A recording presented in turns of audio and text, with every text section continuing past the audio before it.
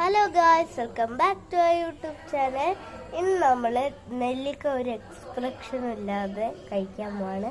നെല്ലിക്ക ഉപ്പിലിട്ടാണ്, കുറച്ച് ദിവസമായി കാണും. അപ്പോൾ നമുക്ക് തുടങ്ങാം.